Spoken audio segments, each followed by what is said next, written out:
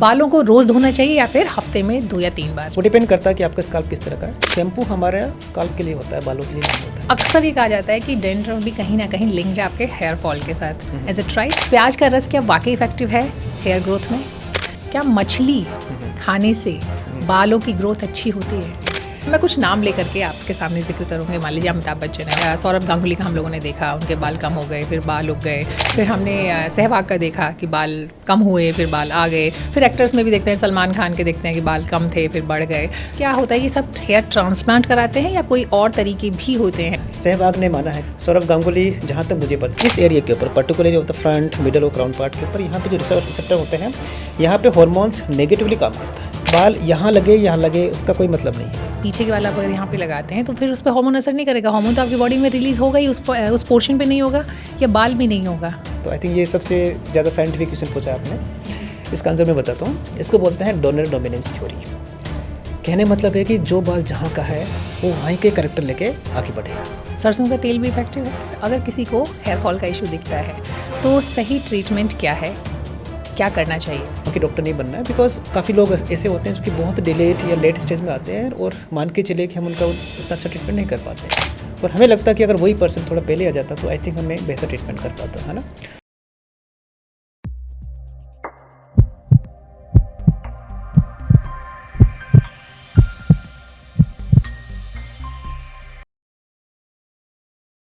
बाल किसी की भी खूबसूरती और ओवरऑल पर्सनालिटी का एक बहुत ही इम्पॉर्टेंट हिस्सा है, लेकिन उम्र बढ़ने के साथ इन बालों को बचा के रखना एक अपने आप में बड़ी मेहनत का काम हो गया है। साथ ही साथ हमारा जो लाइफस्टाइल है उसमें भी इतने सारे चेंजेस हो गए हैं, पॉल्यूशन भी बढ़ रहा है। ये सारी चीज़ें मिलाकर ना सिर्फ बड़ी उम्र के लोगों को बल्कि यूथ के भी बालों के लिए एक बड़ी प्रॉब्लम बन के सामने आ रहे हैं।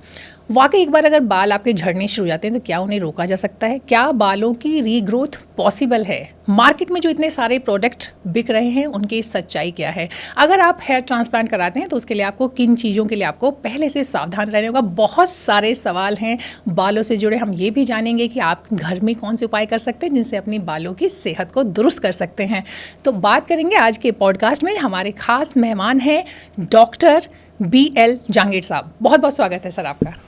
जी, मैं आपको बता दूं कि डॉक्टर जहांगीर एम्स में रहे हैं और फिलहाल वो स्किन केयर के डायरेक्टर हैं, साथ ही साथ जाने माने हेयर ट्रांसप्लांट सर्जन हैं। डॉक्टर साहब, बहुत सारी बातें करने वाले हैं अपने इस पॉडकास्ट में। जो रंग बिरंगे तेल मार्केट में मौजूद हैं, बहुत सारे प्रोडक्ट हैं, उनकी बात करेंगे। बालों में PRP की बात करेंगे, बोटॉक्स की बात करेंगे। लेकिन उससे पहले जो एक बड़ा कंसर्न मेरा है वो ये है कि जब कोई हेयर ट्रांसप्लांट कराने जाता है तो क्या इस प्रोसीजर में किसी की जान जा सकती है? देखिए, हेयर ट्रांसप्लांट वैसे तो एक तरह का कह सकते हैं कि मिनिमल इन्वेजिव सर्जरी है, और कोई भी अगर सर्जिकल प्रोसीजर होता है तो ऑब्वियसली उसमें कहीं ना कहीं कुछ रिस्क इन्वॉल्व जरूर होती है।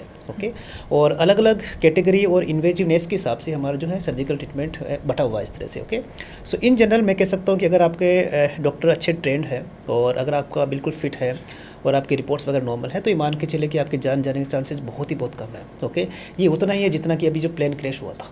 ओके, ये मान के चलिए बस, है ना। सो सबसे बड़ी बात ज़रूरी है कि आप किनके हाथों में अपने आप को दे रहे हैं। अगर वो हाथ ट्रेंड है उसकी चीज़ के लिए तो डेफिनेटली वहाँ पर आपका एक कह सकते हैं कि एक सेफ्टी प्रोफाइल आपके लिए हमेशा अच्छा रहेगा। जी, चलिए हम इस पे आगे और डिटेल में बात करेंगे, लेकिन उससे पहले एक बच्चों वाला सवाल मेरे मन में आ रहा है। मुझे किसी बच्चे ने पूछा था, ये कहा था कि सर के बाल तो झड़ जाते हैं, मेल्स की बात कर रहे हैं हम, लेकिन दाढ़ी या फिर मूंछ, उसके बाल क्यों नहीं झड़ते? देखिए, क्या होता है कि हमारे बॉडी के अंदर कुछ एंड्रोजन रिसेप्टर्स वगैरह होते हैं और ये जो हार्मोन्स होते हैं वो रिसेप्टर के थ्रू ही काम करते हैं। और इस एरिया के ऊपर particularly of the front, middle और क्राउन पार्ट के ऊपर यहाँ पे जो रिसेप्टर होते हैं, यहाँ पे हार्मोन्स नेगेटिवली काम करता है। Okay, not only on this area, तो यहाँ पे नेगेटिवली काम करता है बेसिकली। सिर्फ यहीं पे या बाकी बस यहाँ पे काम कर नेगेटिवली। इनफैक्ट इस एरिया पे भी आप देखोगे कि वहाँ पर कोई भी नेगेटिव इंपैक्ट नहीं होता है हार्मोन्स का, जबकि बालों के ऊपर जो आपके फेशियल हेयर्स वगैरह होते हैं वहाँ पे हार्मोन्स पॉजिटिव काम करते हैं। ओके, तो अगर एग्जांपल किसी पर्सन के अंदर एक टेस्टोस्टेरोन की ड्रॉप दे दी जाए उनको, है ना, एक्सटर्नल, तो मान के चलिए उनकी दाढ़ी मुझे जल्दी आ जाती है। ओके, क्योंकि वो हार्मोन्स यहाँ पे पॉजिटिव काम करते हैं, तो यहाँ के बाल आपके हार्मोन से बढ़ते हैं, जबकि इस एरिया में पर्टिकुलरली यहाँ पर जो है आपके बाल कम होते हैं। अच्छा, शायद यही रीज़न है। कई बार मैं देखती हूँ ना कि लेडीज़ आपस में बात कर रही होती हैं कि अरे जितने चेहरे पे बाल उग गए उससे अच्छा उतने सर पे उग जाते, फिर क्या ही बात थी। आप देखिए मैम कि जिनके बॉडी पे ज़्यादा बाल होंगे ना, वहाँ पे उनके सर के बाल उतने कम होंगे। अच्छा, ऐसा है? हाँ, ऐसा भी है। जी, चलिए बालों के बारे में तो और डिटेल में बात करेंगे, लेकिन एक और दिलचस्प सवाल मेरे मन में आ रहा है जिसको लेकर लोग अक्सर पूछते हैं कि जितने सेलिब्रिटीज़ होते हैं, हाँ, हाँ। तो उनके बाल आप हमेशा देखेंगे बहुत घने बाल होते हैं, बहुत ही सुंदर लहलहाते बाल होते हैं। तो क्या रीज़न है, मतलब उनके बाल एक्चुअली वैसे होते हैं या उसमें कुछ ना कुछ करिश्मा है आप जैसे लोगों का? आप जैसे मेरा मतलब है जो हेयर ट्रांसप्लांट या दूसरी चीज़ें करते हैं। देखिए क्या होता है कि जो सेलिब्रिटीज़ वगैरह है जिनको हम टीवी में देखते हैं, तो बेसिकली उनका जो मेन जो लुक है वही बालों से आने वाला होता है जनरली, ओके। और वो डेफिनेटली एक अच्छा अपना केयर करने की कोशिश करते हैं। और एक कॉमन कॉज होता है हमारे हेयर लॉस का, वो होता है male pattern baldness. And over the time हर किसी पर्सन के लिए मेल पैटर्न बाल्डनेस मतलब ज़्यादातर लोगों के कहीं ना कहीं आपका हेयर लॉस होने का चांसेस रहता है। ये ज़रूर है कि वो अपने बालों का अच्छा केयर करते हैं। अगर अच्छा केयर करेंगे तो अपने बालों की लाइफ बढ़ा सकते हैं, और साथ ही साथ वो इस तरह से निकल के आते हैं आपके कैमरे के सामने कि एटलीस्ट वो बालों के साथ नजर आए, okay. There are many things are there that we can hide our baldness. उसमें हो सकता है कि कुछ जैसे कि बाल लंबे रखना, बालों की स्टाइल इस तरह बनाना, या फिर ऐसी कुछ चीज़ें लगाना स्कैल्प के ऊपर जो कि बालों की जैसे दिखते हो, ओके। जैसे विग भी लगा सकते हैं। तो कहने का मतलब है कि उनके लिए तो सब कुछ अगर फेस ही है तो वो डेफिनेटली अपने बालों को या अपने लुक को मेंटेन करने के लिए वो ऐसा कुछ ज़रूर करेंगे, एंड उस पर ज़रूर अपने डॉक्टर का हाथ होता है। अच्छा, ये तो ये बताइए, जैसे आपने विग का जिक्र किया, तो विग के अलावा और क्या चीज़ें ऐसी होती हैं, मैं ट्रांसप्लांट की बात नहीं कर रही हूँ, उस पर हम आराम से बात करेंगे आगे। लेकिन और क्या चीज़ें होती हैं, जैसे मैं कहीं पर देख रही थी कि एक ऐसा कुछ स्प्रे जैसा होता है जिससे कि आपका ऐसा फील आता है, करेक्ट, कि आपके मतलब फॉलिक्यूल जैसा या कुछ ऐसा दूर से देखने में कम से कम लगता है। कई बार एक्टर्स को भी देखा है हमने टीवी के अंदर वैसा लगा है, वो क्या होता है? दो तीन चीज़ें होती है। अगर आप जैसे ट्रांसप्लांट नहीं करना चाहते हैं और अगर आप बोल्ड हैं तो क्या कैसे अच्छे दिख सकती हो, तो एक होता है उसको बोलते हैं hair fibres. We can put some hair fibres, और जो हेयर होते हैं, जो फाइबर्स होते हैं वो इस तरह से कुछ दिखते हैं, बालों के साथ में ऐसे मैच करते हुए आपके हो जाते हैं। सेकंड, कभी कभी हम यूज़ करते हैं, उसको बोलते हैं कलरिंग, ओके। मीन्स आपका टाइनी माइक्रो पिगमेंट बना देते हैं यहाँ पर, उसको बोलते हैं टैटूइंग, ओके। तो बाल कम होते हैं, बीच बीच में हमने कुछ डॉट्स बना दिए, उसको बोलते हैं SMP मेडिकल में बोलते हैं, तो वो भी किया जा सकता है। थर्ड, हम जो कर सकते हैं बालों को थोड़ा लंबा कर सकते हैं इन जनरल, एक्सटेंशन उसको बोलते हैं। एक वो तो हेयर ट्रांसप्लांट तो नहीं है, तो उसको बोलते हैं हेयर इम्प्लांट। मीन्स आपके आर्टिफिशियल कुछ फाइबर्स वगैरह होते हैं, we can put in the hair, in the roots, okay. और वो एक तरह का ग्रोथ तो नहीं करते हैं, but again like they will look like a hair, okay. तो ऐसे कुछ चीज़ की जा सकती है। काफ़ी सारी चीज़ें हैं। तो इसका कोई साइड इफेक्ट भी होता है जो इस तरह की चीज़ें होती हैं? लिमिटेड साइड इफेक्ट्स होते हैं, क्योंकि जो ज़्यादा प्रचलन में होते हैं जनरली मान के चलिए कि उनका एक सेफ्टी प्रोफाइल बड़ा अच्छा होता है, और हर किसी में कुछ ना कुछ साइड इफेक्ट होने के चांसेस होते हैं। जैसे एक्सटेंशन मैंने देखा है कि आजकल लेडीज़ बहुत कराती हैं, तो उसका कोई साइड इफेक्ट है? कुछ लोग कहते हैं कि आगे जाके आपके जो नेचुरल बाल हैं वो भी झड़ जाते हैं उस लोड में। अब नेचुरल बाल तो शायद कम जड़े, लेकिन ये ज़रूर है कि एग्जिस्टिंग हेयर होते हैं ना वो काफ़ी डैमेज हो जाते हैं, क्योंकि वो स्टिकी और जो है ना वो हीट से आपको जो है वो वहाँ पे अटैचमेंट करते हैं उनका, ठीक है। तो जो एग्जिस्टिंग हेयर होते हैं डेफिनेटली वो वीक हो जाते हैं। फिर मीन्स एक बार जिसने एक्सटेंशन कर लिया ना, तो मान के चलिए कि उसको बार बार करना पड़ेगा, अदरवाइज एक ऐसा फेज आ सकता है जहाँ पर उनके बाल बहुत छोटे हो जाए, ये पॉसिबल है जी। चलिए इस पे हम और डिटेल में बात करेंगे आगे, लेकिन उससे पहले हम चाहते हैं प्रिवेंशन पे बात कर लें, क्योंकि वो सबसे इम्पॉर्टेंट है, आप अपने बालों को बचा सकते हैं। तो बालों पे बचाव के बारे में बात करेंगे, लेकिन पहले आप बताइए आजकल इतनी प्रॉब्लम क्यों हो गई है हेयर फॉल की? हम पहले ऐसा नहीं होता था, आजकल आप देखते हैं हर किसी को हर उम्र में या तो ग्रेइंग है या हेयर फॉल है। तो आखिर क्या वजह है इसकी? देखिए, हेयर फॉल एक तरह का डिजीज़ नहीं होता है। हेयर फॉल एक सिम्टम है किसी न किसी डिजीज़ का, ओके। एग्जाम्पल इसको हम ऐसे समझते हैं कि जैसे किसी को बुखार है, तो बुखार एक बीमारी नहीं है, हाँ, है ना। बुखार एक किसी न किसी बीमारी का लक्षण है, कि हो सकता है कि वो मलेरिया की वजह से हमारा बुखार हो सकता है कि टाइफाइड की वजह से हो। उसी तरह से क्या होता है कि हेयर फॉल एक बीमारी नहीं है, किसी न किसी बीमारी का लक्षण है, और उस बीमारी को ट्रीट करना होता है। जैसे एग्जांपल कि अगर आपको हेयर फॉल ज़्यादा हो रहा है, ओके, तो हमें उस चीज़ को देखना होता है कि वास्तव में इसके पीछे की वजह क्या है। मीन्स हमें डायग्नोस करना है कि आपका हेयर फॉल क्या है, हेयर फॉल किसकी वजह से हो रहा है। हेयर ग्रोथ इन जनरल मान के चलिए कि एक तरह का आप एक इंटरनल बॉडी का एक मिरर है ना, जो ये बताता है कि आपकी बॉडी बिल्कुल ठीक है। कहने का मतलब है कि बॉडी में अगर कुछ भी प्रॉब्लम होगी ना, तो वो इम्पैक्ट जरूर करेगी आपके हेयर को, है ना। और जैसे एग्जांपल किसी के जैसे फीमेल के ज़्यादा हेयर लॉस हो रहा है, ओके, और हम देखते हैं कि उनका तो इन्वेस्टिगेशन करने के बाद पता चला कि उनका तो एक आयरन की मात्रा काफ़ी कम है, तो हम एक सिंगल आयरन की टेबलेट से उसका हेयर फॉल ठीक कर सकते हैं जी। आपको कोई तेल लगाने की जरूरत नहीं है, नहीं कुछ और कुछ करने की ज़रूरत है। कुछ लोग हम तेल लगाते हैं, काफ़ी चीज़ें करते हैं, लेकिन उससे ट्रीटमेंट नहीं होने वाला। उस वजह को ट्रीटमेंट करेंगे ना, उस वजह का ट्रीटमेंट करेंगे ना, तो आपका हेयर फॉल अपने आप कम हो जाएगा। तो अगर हम बात करें कोजेज़ की, तो मल्टीपल कोजेज हैं हमारे हेयर फॉल के, और उनमें से मोस्ट कॉमन जो कोज होता है, चाहे मेल हो चाहे फीमेल में हो, वो होता है हमारे हार्मोन्स, उसको बोलते हैं मेल सेक्सुअल हार्मोन्स। और जो मेल जो पैटर्न बॉल्डनेस या फिर फीमेल पैटर्न बॉल्डनेस बोलते हैं, जो कि यहाँ से होता है। जनरली हमारे हेयर पे जो असर होता है हार्मोन्स का, ऑलमोस्ट 18-20 साल के आसपास असर होता है, और उसके बाद में ये देखा गया कि जनरली 25-26 के आसपास काफ़ी लोग हैं बोल्ड नज़र आना शुरू हो जाते हैं आजकल, ओके। और इन जनरली माना जाता है कि almost 30% they have kind of a different amount of hair loss at the age of 30 years. और 50 ईयर्स के ऊपर आसपास मान के चलिए कि 50 लोग हैं ना ऑलमोस्ट बॉल्ड हो जाते हैं 50%। यस। तो ये काफ़ी कॉमन है। और उसके अलावा दूसरे कोजेज भी हो सकते हैं हमारे हेयर लॉस के, जैसे कि आजकल स्ट्रेस इंड्यूस ज़्यादा होता है। अब स्ट्रेस सारी चीज़ों से हो सकता है, आपका आपकी लाइफस्टाइल से हो सकता है, ठीक है, आपका प्रोफेशनल लाइफ की वजह से हो सकता है, आपका पर्सनल लाइफ की वजह से हो सकता है। और अगेन मैं कहूँगा कि आपका जो लाइफ आप किस हिसाब से अपने आप को मैनेज करते हैं। ओके, आजकल हम स्लीप वाला पार्ट उतना अच्छा नहीं है, डाइट हमारी उतनी अच्छी नहीं है, तो ये सारे कोजेस हमारे हो सकते हैं। और कभी कभी इंटरनल कंडीशंस होती है, जैसे कि किसी को डायबिटीज़ हो गया, थायराइड हो गया, तो उनकी वजह से भी आपका हेयर लॉस हो सकता है। मेडिसिन भी एक प्ले कर सकता है कि कुछ मेडिसिन वगैरह होती है जो कि आपका हेयर लॉस कर सकती है। तो जैसे कि एक्ने की कुछ मेडिसिन वगैरह होती है, जैसे कि आपका कैंसर की मेडिसिन होती है। आप देखो कि सोनाली बेंद्रे जिनको कैंसर हुआ था, तो वो जब आए थे वापस तो पूरा बॉल्ड होके आए थे वो। ओके, बट ग्रेजुअली जब मेडिसिन का असर कम होता है या फिर हम स्टॉप कर देते हैं तो वापस आपके वो तो यूजुअली जो कीमो में होता है, खासकर ब्रेस्ट कैंसर में तो स्पेशली होता ही होता है। और कुछ मेडिसिन तो उस मेडिसिन की वजह से होने का चांसेस रहता है। So these are kind of factors जो कॉमन फैक्टर्स हमारे। और ये माना जाता है कि आजकल कि आपकी लाइफस्टाइल की वजह से आपका जीन्स पे इफेक्ट हो सकता है और उसकी वजह से आपका मेल पैटर्न बाल्डनेस या फिर फीमेल पैटर्न बाल्डनेस बढ़ सकता है। जैसे एग्जांपल, अगर आपका ज़्यादा जो है वो स्ट्रेस ज़्यादा है आपको, तो डेफिनेटली आपको वो इम्पैक्ट जीन पे होने वाला है। तो उसको बोलते हैं जीन हेयर लॉस बोलते हैं। ओके, और एक बोलते हैं उसको बोलते हैं एपिजेनेटिक, मीन्स आपकी लाइफस्टाइल की वजह से आपके जीन पे इम्पैक्ट होना और उसकी वजह से मेल पैटर्न बाल्डनेस या फीमेल पैटर्न बाल्डनेस होना, जो कि काफ़ी कॉमन हो गया आजकल। तो आपने बोला कि यंग या यूथ में भी ज़्यादा हेयर लॉस हो रहा है, there is called epigenetic. Life induced जो हेयर लॉस होता है वो काफ़ी कॉमन हो गया इन दिनों। हाँ, तो उसमें ना 2-3 चीज़ें जैसे लोग बात करते हैं या एक्सपर्ट बताते हैं कि एक तो डाइट का बहुत बड़ा, जैसे आपने भी बताया कि डाइट बहुत इंपॉर्टेंट है। और अगर डाइट की बात करें तो उसमें जंक फूड आ जाता है, कोलाज, आपके जितने भी ये एडिटेड ड्रिंक्स होते हैं वो सब आ जाते हैं, तो वो सब भी आई थिंक कहीं ना कहीं इसमें रोल प्ले करते हैं। तो चलिए आप हमें एक हेल्दी डाइट बताइए जो कि ज़रूर होना चाहिए हमारे खाने में हमारे बालों की हेल्थ के लिए। देखिए, कोई बोलते हैं, काफ़ी जैसे पूछते हैं कि डॉक्टर कौन सा ऐसी चीज़ है जो कि हमारे हेयर ग्रोथ के लिए सबसे बेस्ट है। देखिए, सबसे बेस्ट कुछ भी नहीं होता है, ये एक ऑप्टिमल होता है कि हर चीज़ आपकी बॉडी में होना चाहिए, क्योंकि हेयर ग्रोथ के लिए जितने भी एंजाइम्स होते हैं, जितने भी चीज़ें की नीड होती है, कहीं ना कहीं उसमें चाहे प्रोटीन्स हो, चाहे फैट हो, चाहे आपका एमिनो एसिड्स हो या फिर फैटी एसिड्स वगैरह, वो सबका नीड होता है कहीं ना कहीं, है ना। तो अगर डाइट की बात करें तो हमें 5 चीज़ों को ऐड करना चाहिए। First, nonveg. अगर आप नॉनवेज लेते हैं तो ठीक है, नहीं तो फिर आप ले सकते हैं जैसे कि कोई भी मिल्क या मिल्क प्रोडक्ट ले सकते हैं, ठीक है। ये आपका एक विटामिन B12 का सोर्स होता है, ओके, जो कि ज़रूरी है और वो एनिमल प्रोडक्ट से आने वाला है।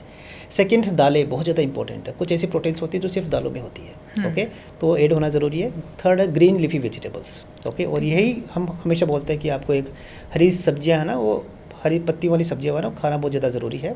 उसके बाद ये मान के चले कि कोई भी नट्स वाला पार्ट, ठीक है, दैट इज़ वेरी इंपॉर्टेंट। उसके बाद में फ्रूट्स, गुड फैट्स के लिए है, गुड फैट्स के लिए, हाँ, फ्रूट्स। तो गुड फैट्स के लिए आपको नट्स की नीड होती है। और इसमें क्या होता है कि अलग अलग कंपोनेंट के हिसाब से ये सारी चीज़ें कहीं ना कहीं होती है। जैसे एग्जांपल, हम दाल को मिक्स करते हैं राइस के साथ पे, तो कुछ ऐसे प्रोटीन्स होते हैं जो कि आपके दाल में होते हैं, कुछ ऐसे प्रोटीन्स होते हैं जो राइस में होते हैं, तो दोनों मिक्स करके आपका एक बेस्ट कॉम्बो बनता हो जाता है आपका, है ना। तो इस तरह से 5 चीज़ों को हम हमेशा होना ज़रूरी है हमारी बॉडी के लिए। देखिए सर, 2 चीज़ों की बात होती है जब भी बाल की बात करते हैं। एक होता है आपका प्रोटीन, दूसरा होता है आपका आयरन।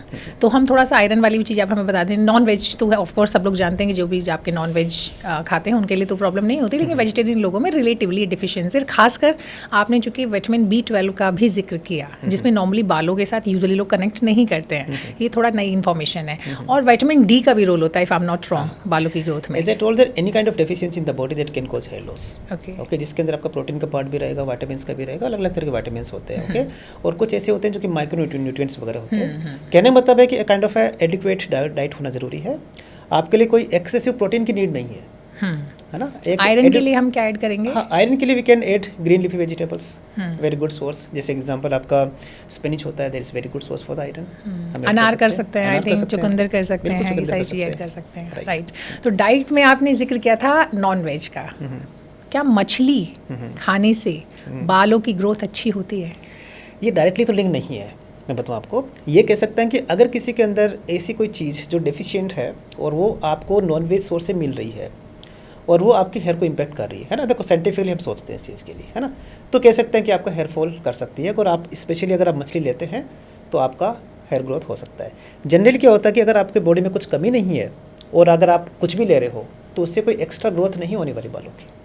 ये समझने की जरूरत है हमें, है ना। होता क्या है, जैसे मछली वाला जो पार्ट है उसके अंदर आपका कोड लिवर जैसे कह सकते हैं ऑयल होता है, और उसमें क्या होता है कि आपका अलग तरह के विटामिन्स वगैरह होते हैं, वो काफ़ी एक एनरिच्ड मात्रा में मिल जाते हैं। तो किसी को डेफिशिएंसी है तो डेफिनेटली वो आपका जो है मछली वाला पार्ट जो हम ऐड करते हैं डाइट के अंदर, तो वो इम्प्रूव होने वाला है। आई थिंक अगेन वही बात है जो हम लोग गुड फैट की बात करते हैं, चाहे आप वो नॉन वेज सोर्स से लें, चाहे प्लांट सोर्स से लें, एनिमल सोर्स से लें या फिर प्लांट सोर्स से लें, तो वो आपका होना चाहिए। और शायद इसीलिए आजकल योगे जो लोग वो नहीं खाते, तो उनके लिए सारे जो आप नट्स की बात कर रहे हैं, ओमेगा 3 हो गया, ओमेगा 6 किसी भी फॉर्म में लेना, जैसे एग्जांपल ओमेगा 3 जो फैटी एसिड्स वगैरह होते हैं, तो स्पेशली वो कहीं ना कहीं आपका एनिमल सोर्स से मिलते हैं। आजकल ओमेगा 3 की कह सकते हैं कैप्सूल भी आते हैं, टैबलेट भी आते हैं, that can be added also. मैं देखती हूँ कि कई बार हेयर फॉल के लिए तो लोग रिकमेंड करते हैं डॉक्टर्स कि आपको ऑयल होता है और वही आपको डायरेक्ट आप ले लीजिए, ताकि अच्छी खासी क्वांटिटी में आप ले लें और प्रॉब्लम तो टैबलेट फॉर्म में ना वो फील नहीं होता कि we are taking nonveg. Exactly. So doctor साहब, हम लोग पहले बात कर रहे थे सेलिब्रिटीज़ की, ठीक है, तो कि कैसे वो लोग जो है हमेशा उनके बाल इतने हेल्दी दिखते हैं। अब मैं कुछ नाम लेकर के आपके सामने जिक्र करूँगी। मान लीजिए अमिताभ बच्चन है, उनको हमने इतने सालों से देखा है, एक ही जैसे बाल हैं, कहते हैं कि वो विग लगाते हैं, तभी ऐसा पॉसिबल है इतनी उम्र में भी। दूसरा है कि जैसे आप सौरभ गांगुली का हम लोगों ने देखा, उनके बाल कम हो गए, फिर बाल उग गए। फिर हमने सहवाग का देखा कि बाल कम हुए, फिर बाल आ गए। फिर एक्टर्स में भी देखते हैं, सलमान खान के देखते हैं कि बाल कम थे, फिर बढ़ गए। अगर फीमेल एक्ट्रेस की बात करें तो वहाँ भी ये चीज़ देखने को मिलती है। तो वहाँ पे सब क्या होता है, ये सब हेयर ट्रांसप्लांट कराते हैं या कोई और तरीके भी होते हैं? मतलब मैं विग की बात नहीं करूँगी, तो आप मैंने एक जिक्र किया आपको। राइट। देखिए, अलग अलग सेलिब्रिटीज़ अलग अलग तरह से अपना जो है वो हेयर लॉस को छुपाने का काम करते हैं। ओके, जैसे एग्जांपल अगर अमिताभ बच्चन की बात करें तो वो विग लगाते हैं, और सबको पता है कि वो विग लगाते हैं ना। अगर बात करें सलमान खान की, तो जहाँ तक मुझे पता है उन्होंने हेयर ट्रांसप्लांट किया है। ओके, सो हेयर ट्रांसप्लांट से उनके अच्छे बाल हैं, क्योंकि फ्रंट में जो है वो आपका लुक पहले कुछ जो मूवीज़ में था उसमें काफ़ी जो है वो डेफ्ट में था टेम्पर, लेकिन अब अभी देखा जाएगा तो उनके बाल अच्छे हैं। ओके, सहवाग ने माना है कि उन्होंने हेयर ट्रांसप्लांट किया है, ठीक है, तो उन्होंने भी किया है ट्रांसप्लांट। सौरभ गांगुली, जहाँ तक मुझे पता है, उन्होंने फ्रंट में हेयर ट्रांसप्लांट किया है और पीछे इस एरिया के ऊपर वो एक विग लगाते हैं। मीन्स विग भी क्या होता है कि आपका पूरे स्काल्प पे लग सकता है या फिर एक पर्टिकुलर जोन पे लग सकता है। ठीक है, तो फ्रंट में जैसे एग्जांपल आपने हेयर ट्रांसप्लांट करा लिया, पीछे विग करा लिया, विग लगा लिया आपने, ठीक है, तो इस तरह से कह सकते हैं कि आपके अपने बॉल्डनेस को हाइड किया जा सकता है। तो ऐसा कोई खास रीज़न अगर आप करा रहे तो आप पूरा ही क्यों नहीं करा लेंगे? हाँ, इसमें एक लिमिटेशन होता है कि जो हमारे पास में जो डोनर एरिया होता है, बेसिकली हम यहाँ से बाल निकालते हैं और यहाँ पे लगाते हैं। ओके, तो यहाँ से बाल निकालने वाला पार्ट वो थोड़ा कम होता है, है ना, और यहाँ पे लगाने के लिए हमें काफ़ी बालों की नीड होती है। कहने मतलब है कि हमारा इस स्काल्प के ऊपर 1 लाख बाल होते हैं, उन 1 लाख में से 75,000 बाल होते हैं वो गिरने वाले होते हैं, तो बाकी रिमेनिंग रहे 25,000 बाल जो कि पीछे होते हैं यहाँ पे। इन पे हार्मोन का असर नहीं होता है, इनको बोलते हैं परमानेंट जोन। अच्छा, हाँ, तो यहाँ पे हार्मोन का असर नहीं होता है। अब इस परमानेंट जोन में से हम सारे बाल नहीं निकाल सकते, हम इसमें से 50% ही निकाल सकते हैं, क्योंकि यहाँ पर भी तो चाहिए बाल हमें। ठीक है, तो 50% मीन्स मान के चले कि 25,000 में से 12,500 बाल ही निकाल पाते हैं, जो कि मान के चले कि फ्रंट एरिया जो पाम साइज एरिया है उसी को ढकने में हेल्प करेगी आपको। तो जिसके कंप्लीट बॉल्डनेस होता है तो वो अच्छे से हेयर ट्रांसप्लांट उनका नहीं हो पाता है, अनटिल अदरवाइज थोड़ा बहुत अच्छे बाल उनके, या फिर हमें दूसरा सोर्स जैसे कि बियर्ड से या फिर चेस्ट से बाल उठाने पड़ते हैं, उनको मिक्स करके थोड़ा बहुत हाइड करना पड़ता है। Then they have to use some kind of a hair fibres and all. जी, है ना, बहुत ही कम लोग ऐसे होते हैं जिनमें कि बहुत अच्छा हेयर ट्रांसप्लांट हो सकता है, जिनका डोनर एरिया है अच्छा है तो उनका अच्छा हेयर ट्रांसप्लांट हो सकता है। अच्छा, एक चीज़ और है जो कि बड़े सारे लोग उसके बारे में बात करते हैं, वो पिछले दिनों एक तेल आया मार्केट में और काफ़ी बड़ी लेवल पे मार्केटिंग हुई, मैं नाम नहीं ले सकती हूँ यहाँ पर, और फिर ये दावे किए गए कि आपके इसमें जो 15 दिन में और 2 महीने में 3 महीने में आपके बाल उग जाएंगे, ये जाएंगे। कुछ लोगों ने दावा भी किया कि हमें फ़ायदा हुआ है, तो क्या आप मानते हैं कि इस तरह की किसी चीज़ से कोई फ़ायदा होता है, खासकर अगर हम तेल की बात करें तो कहने का मतलब है कि पहली बात है कि कोई भी तेल इस तरह का वो स्किन को पेनिट्रेट नहीं कर पाएगा, फर्स्ट।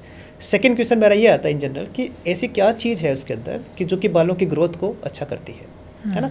कुछ माइनर चीज़ें हो सकती है मान के चलिए, लेकिन एग्जांपल अगर मेरा मानना है कि अगर आपको आयरन डेफिशिएंसी की वजह से हेयर लॉस हो रहा है, तो क्या तेल लगाने से ग्रोथ हो सकता है आपका? नहीं, पॉसिबल ही नहीं है। पॉसिबल नहीं है ना। जैसे मैंने बताया कि उस कारण को जानना जरूरी है। जैसे एग्जाम्पल किसी को बहुत ज़्यादा सीवियर थायराइड की प्रॉब्लम है, बिल्कुल डिफ्यूज हेयर लॉस हो रहा है, सब जगह ऑलमोस्ट 50% बाल चले गए हैं, अब वो तेल लगा रहा है, उसका थायराइड बिल्कुल इंप्रूवमेंट नहीं हो रहा है, तो तेल लगाने से कैसे ग्रोथ हो सकती है? तो फिर तेल का क्या रोल हुआ? मान लीजिए इन जनरल डेफिशिएंसी तो ये कह सकते हैं कि थोड़ा बहुत ही माना जाता है कि इफेक्ट हो सकता है, ठीक है, लेकिन अगर आपका कोई एक कॉज बहुत ज़्यादा बड़ा है तो डेफिनेटली वहाँ पर वो एक आपको अच्छा रिजल्ट नहीं दे सकता। ओके, तो वहाँ पे एक डेफिनेटिव ट्रीटमेंट किया जा सकता है। कोई भी जो ट्रीटमेंट होता है ना मैम, उसमें अलग अलग कह सकते हैं कि पार्ट होता है ना प्रिस्क्रिप्शन की। फर्स्ट होता है कि सपोर्टिव ट्रीटमेंट, एक होता है डेफिनेटिव ट्रीटमेंट। तो सपोर्ट का काम कर सकता है आपके लिए, लेकिन डेफिनेटिव ट्रीटमेंट नहीं कर सकता। जैसे एग्जांपल मेल पैटर्न बाल्डनेस जो कि हार्मोन इंड्यूस हेयर लॉस हो रहा है, तो वहाँ पे तेल लगाने से क्या हो जाएगा, है ना, पेनिट्रेशन भी नहीं है। कुछ लोग बोलते हैं कि डॉक्टर फिर दवाई कैसे काम कर जाती है, तो दवाई के में क्या होता है कि एक ड्रग डिलीवरी सिस्टम होता है। ये जो दवाई है इस तरह बनाई जाती है आपकी, वो लेबोरेटरी में बनाई जाती है, इसलिए मैं कह रहा हूँ कि बाहर इस तरह जो बनाने वाला पार्ट हमें अच्छा दिखता है ना, दिखता है, सुनने में अच्छा लगता है उसको, लेकिन वो वास्तव में उतना काम नहीं कर पाता है। जो लेबोरेटरी में होता है उसमें एक पर्टिकुलर दवाई सिस्टम के हिसाब से बनाई जाती है। तो राइट। वहाँ पर वो एक एक मॉलिक्यूल उनको पता होता है कि इस मॉलिक्यूल से जाके यहाँ पर डिलीवरी होगी, ये मॉलिक्यूल आगे तक ट्रेवल करवाएगा और ये नेक्स्ट जो मॉलिक्यूल है यहाँ पर आपको रूट तक पहुँचाएगा, और वो मॉलिक्यूल कहाँ पर काम करेगा इसका भी साइंस है। राइट। है ना, तो इन चीज़ों पे मेरे हिसाब से ज़्यादा बिलीव नहीं करना चाहिए। जी। अच्छा, एक और बहुत ही इम्पोर्टेंट सवाल है जो अक्सर लोग पूछते हैं कि अगर एक बार हेयर फॉल आपका हो गया तो क्या बाल वापस आ सकते हैं? क्योंकि कई सारे एक्सपर्ट्स ये कहते हैं कि आप अब जितना अपने बालों को बचा सकें उतना अच्छा है। सीधा सीधा सवाल है मेरा कि अगर हेयर फॉल हो गया तो क्या बाल वापस आ सकते हैं? क्या देखिए, जो हमारा हेयर होता है ना, एक तरह लीफ की तरह होता है। ओके, जैसे हमारा हेयर वो ग्रो करता है, ग्रो होने के बाद में 2 या 3 साल तक ग्रो करता है, और उसके बाद में वो स्टेबल होकर फिर हेयर फॉल हो जाता है उस पर, और उसी रूट में एक नया बाल वापस आता है। जैसे कोई लीफ होती है, कोई पत्ती होती है, बड़ी होती है, फिर येलो होकर गिर जाती है, वापस एक नई पत्ती आ जाती है। तो उसी तरह से हमारे बाल होते हैं। तो जो ग्रोथ फेज होती है हमारा, वो कम से कम 2 या 3-4 साल के आसपास ये हो सकती है स्काल्प के ऊपर, और उसके जगह वापस नया बाल आता है अनटिल अगर कोई प्रॉब्लम नहीं हो। अगर आपको कोई डेफिशिएंसी हो गया या फिर हार्मोन की वजह से कुछ प्रॉब्लम हो गई है तो वापस हो सकता है कि बाल नहीं आए। अदरवाइज अगर आपके सब कुछ है, बाल बिल्कुल ठीक, आप हेल्दी हैं, मेंटली और फिजिकली हेल्दी हैं, तो आप वहाँ पर बाल ज़रूर आएगा आपका। ओके, अब बात करते हैं, और ये मान के चले कि 100 हेयर फॉल पर डे होता ही होता है। मीन्स वो एक साइकिल चलता रहता है, कुछ बाल कुछ पत्ते गिरते रहते हैं ना पौधे के, कभी ऐसा नहीं होता ना। हाँ, तो ये चलता रहता है। तो अगर 100 या मोर देन 100 हेयर फॉल हो जाए, उसको बोलते हैं एबनॉर्मल हेयर फॉल। तो यहाँ पे कहीं ना कहीं 100 तक इज नॉर्मल, उससे ज़्यादा है तो then it's ज़्यादा है तो इसका मतलब पैथोलॉजिकल है, कोई ना कोई ऐसा कारण बन रहा है जिसकी वजह से ज़्यादा हेयर फॉल हो रहा है। और जो बाल आपके गिर के हाथ में आ जाते हैं ना, उसको बोलते हैं जी मेरा हेयर फॉल हो रहा है। तो हमें सबसे पहले ये देखना होता है कि हेयर फॉल नॉर्मल है या फिर एबनॉर्मल है। अगर नॉर्मल है तो चिंता करने की कोई ज़रूरत नहीं है, है ना। एबनॉर्मल है तो फिर वहाँ पर हमें थोड़ा सा देखना होता है कि इन्वेस्टिगेशन करना होता है। अगर आपका एक्सेसिव और एबनॉर्मल हेयर फॉल की वजह से यहाँ के बाल कम हो जाते हैं तो उसको बोलते हैं डॉक्टर मेरा हेयर लॉस हो गया है, मेरा स्काल्प विजिबल हो गया है। जब आपका स्काल्प विजिबल होता है उसको बोलते हैं मेरा डॉक्टर हेयर लॉस हो गया है। ओके, ये दूसरा फैक्टर हो गया। तीसरा जो नाम है उसको बोलते हैं हम हेयर डैमेज। मीन्स आपके जो स्ट्रेंथ्स हैं ये वाले बाल, अगर इसमें कुछ आप ट्रीटमेंट कर रहे हो, जैसे कि आप कुछ हीट का ट्रीटमेंट कर रहे हैं, कोई कलरिंग कर रहे हैं, तो उसकी वजह से स्ट्रेटनिंग लोग कराते हैं, उसकी वजह से आपके बाल फ्रीजी हो जाएंगे, फ्रीजी हो सकते हैं, या फिर कह सकते हैं कि अगर आपके बाल ज़्यादा ब्रेकेज हो सकता है, उसको बोलते हैं हेयर ब्रेकेज या हेयर डैमेज बोलते हैं। तो कहने का मतलब है कि अगर आपका नॉर्मल हेयर फॉल हो रहा है तो कुछ करने की जरूरत नहीं है आपको, और एबनॉर्मल हो रहा है तो मान के चले कि आपको कुछ ना कुछ ट्रीटमेंट की नीड है। तो अगर कोई बाल ऐसे झड़ रहा है और नॉर्मल झड़ रहा है तो क्या चिंता करना, आपका बाल वापस आ जाएगा। अच्छा, यहाँ भी एक सवाल आता है कि जब हम हेयर फॉल की बात करते हैं तो उसमें थिनिंग जो वर्ड है वो काफ़ी यूज़ होता है। अब थिनिंग में एक चीज़ तो ये होती है जो आपका ऑलरेडी बाल है उसका जो टेक्सचर है वो पतला हो गया पहले के मुकाबले। हाँ जी। और दूसरा, कई लोग जिस एरिया पे आपका बाल है वहाँ से भी वो कम होना शुरू हो गया। तो दोनों में से किसको ये दोनों ही थिनिंग कहा जाएगा या सिर्फ मतलब किसको थिनिंग कहा जाएगा? राइट, देखिए वो डेंसिटी होती है। ठीक है, तो जैसे एग्जाम्पल, हाँ देखिए क्या होता है कि हमारे जो हार्मोन्स होते हैं उसका एक नेगेटिव इम्पैक्ट होता है, और उसकी वजह से 2 चेंजेस होते हैं स्काल्प के ऊपर। एक तो जो आपकी ग्रोथ फेज होती है ना हमारे हेयर की, वो कम होती जाती है धीरे धीरे। जैसे एग्जांपल 18 साल तक कोई हार्मोन का असर नहीं था और एक बाल आपका 3 साल तक ग्रो कर रहा था, तो इसका मतलब 6 साइकिल उसने कंप्लीट कर ली थे। अब 18 साल होते होते पता चला कि हार्मोन के असर की वजह से वो 3 साल की जगह 2 साल ही ग्रो करेगा अब, और उसके बाद फॉल हो जाएगा। जब वापस बाल आएगा तो फिर वो 2 साल की जगह 1 साल ही ग्रो करेगा, और साथ साथ में वो थिन होता जाएगा। 100% उसकी जो आपका डायमीटर था ना वो 20 मतलब कि 80% रह जाएगा, 70% रह जाएगा। करते करते एक ऐसा फेज आएगा जहाँ पे सिर्फ बाल आपका 1 सप्ताह ग्रो करेगा और वो फॉल हो जाएगा, और उसके जो डायमीटर था वो जस्ट ओनली 5%। अब ये वापस बाल नहीं आएगा। तो कहने मतलब है कि हार्मोन्स की वजह से आपके बाल धीरे धीरे गायब हो जाते हैं। एक्सेसिव हेयर फॉल नहीं होता है हार्मोन्स की वजह से, है ना। अब आपके क्वेश्चन पे आते हैं, तो हार्मोन की वजह से एक तो लेंथ कम हो गई आपकी, ओके, और तो आपको लगेगा मेरे बाल ज़्यादा डॉक्टर ग्रो नहीं कर पा रहे हैं, और बीच बीच बाल कम हो जाएंगे तो आप कहेंगे कि बालों की डॉक्टर डेंसिटी कम हो गई मेरी, है ना। थिनिंग बोलते हैं एक पर्टिकुलर हेयर के ऊपर कि मेरे बाल पहले मोटा हुआ करता था, अब ये हार्मोन्स की वजह से या किसी दूसरे कारण की वजह से मेरा बाल पतला हो गया है, इस तरह से। राइट।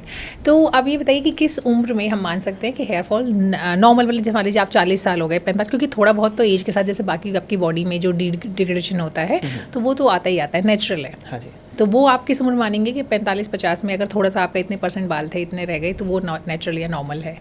देखिए इसमें क्या होता है कि आपके जीन का काफ़ी बड़ा रोल होता है।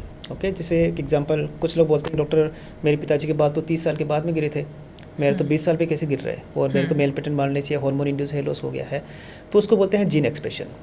ये जीन एक्सप्रेशन कभी भी हो सकता है। जैसे एग्जांपल किसी पेरेंट्स के बाल कम है तो वो 20 साल पे भी हो सकता है, 30 साल पे भी हो सकता है, 40 पे भी हो सकता है, उसको कहना बड़ा मुश्किल होता है। लेकिन ये ज़रूर है कि अगर आपका लाइफ स्टाइल उतना अच्छा नहीं है तो आपका जीन एक्सप्रेशन जल्दी हो सकता है। यही प्रॉब्लम हो रही है अभी ऐसा भी पॉसिबल है कि मान लीजिए आपके पेरेंट्स के बहुत अच्छे बाल रहे, आपके फैमिली में कहीं भी किसी का कभी हेयर फॉल वाला इशू नहीं रहा और अभी हो गया, उसको आप जेनेटिक बोलेंगे, उसको नहीं बोला जाएगा? देखिए क्या होता है कभी कभी, जैसे मैंने बताया कि उनका जीन का एक्सप्रेशन बहुत ज़्यादा नहीं हुआ एग्जाम्पल, है ना। जैसे क्या होता है कि हमारे हेयर लॉस को कंट्रोल करने के लिए कम से कम 200 लोकाई होती है, 200 जीन्स होती है, वो ये डिसाइड करती है कि वास्तव में कितना हेयर फॉल होना चाहिए। ओके, है ना। तो पिताजी के हो सकता है कि 90% जीन है ना, वही कहते हैं कि भाई हेयर फॉल नहीं होने चाहिए, जबकि आपका बच्चों में 90% वाला ऐसे हो गए, ऐसी जीन्स जो एक्टिव हो रही है जो कि हेयर फॉल होना चाहिए, है ना। तो कहने मतलब है कि उसमें जीन है या नहीं है वो तो जीन के एग्जामिन करने के बाद ही पता चलेगा। कभी कभी क्या होता है कि फैमिली में किसी को भी नहीं है तो भी म्यूटेशन की वजह से आपका जो जीन में चेंजेस हो सकते हैं और आपसे आगे आने वाली पीढ़ी के अंदर आपका मेल पैटर्न बालने से स्टार्ट हो सकता है जी, इस तरह से। अच्छा, आपने चूंकि अभी हेयर फॉल की हमने बात की, तो हमने लाइफस्टाइल पे बात की, हमने हार्मोन पे बात की, एक और चीज़ है जो कि डेंड्रफ। अक्सर ये कहा जाता है कि डेंड्रफ भी कहीं ना कहीं लिंक्ड है आपके हेयर फॉल के साथ, इज इट राइट?